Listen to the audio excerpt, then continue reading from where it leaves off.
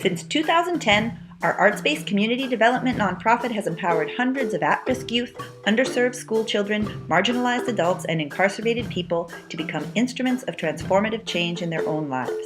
From the downtown east side to the Burnaby Youth Correctional Center to orphanages in Nepal, we have had the privilege to facilitate the collaborative creation of original songs and poetry, theater pieces, puppet shows, and choreographed works. And through these projects, our participants have built confidence and cross-cultural understanding while their own voices have come to life.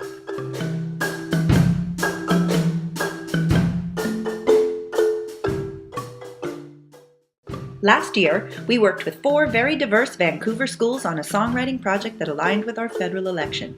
These critically thinking grade 4 to 6 students considered ideas about values and freedoms, including everything from the right to wear the cultural clothing you want to the right to go to space.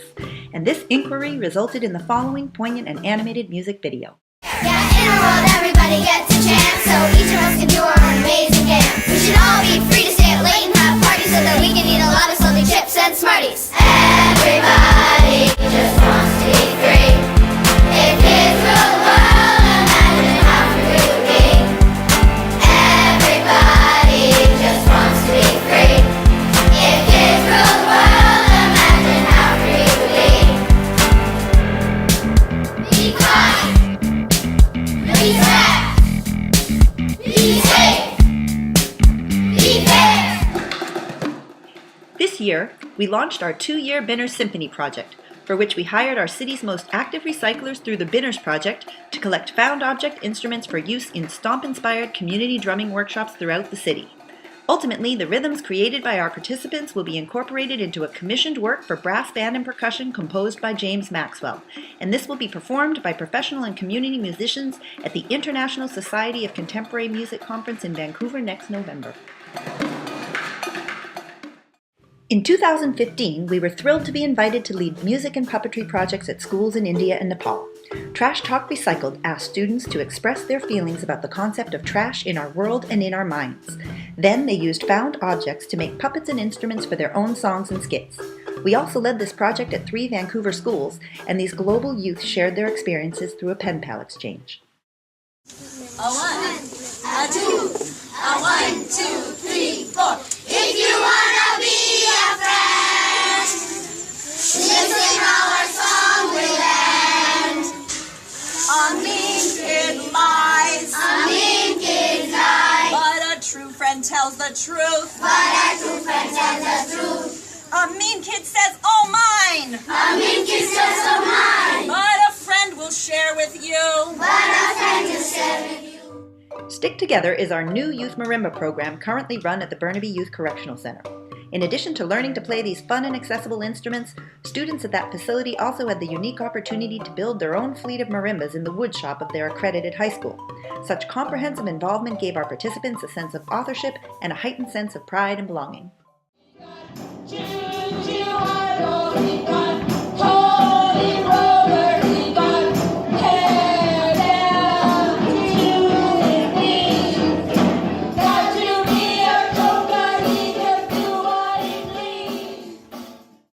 Women Rock is our rock music education program that provides a safe, supportive space for women to learn to play instruments, form bands, and write songs. For 5 years, we have led this thriving program in women's prisons and at the Carnegie Center in the downtown east side. And the impact of this work is touchingly articulated by one of our treasured Carnegie Center participants, Tannenly Wright. The Women in Rock program has changed my life for the better. Before I took the program, I was a broken woman spiritually, as I endured relentless prejudice and unfortunately carried those hurtful actions and words throughout my life.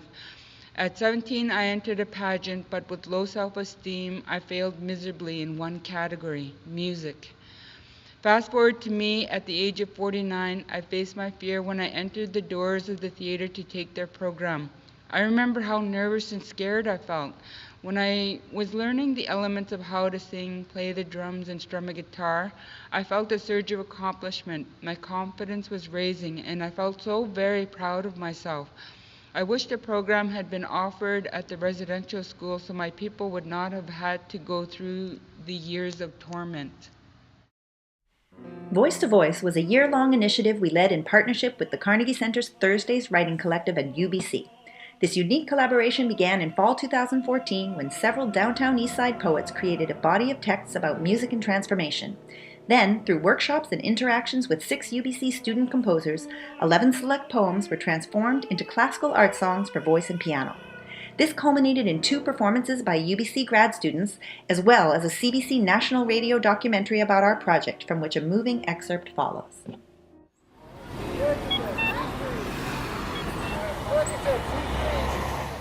It's a Thursday afternoon in Vancouver's downtown East Side.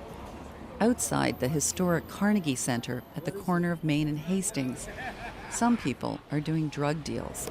From the moment when we received those 60 or 70 poems to choose from, your poem did stick out, and it's you don't really waste any words. To me, that appeals. There is a certain really strong character to your writing too, really unique. You're right. It's from maybe the gutter of the streets and Skid Row poetry. It's where I've been. It's what I've done, and it's a big achievement. It's a sense of never surrendering.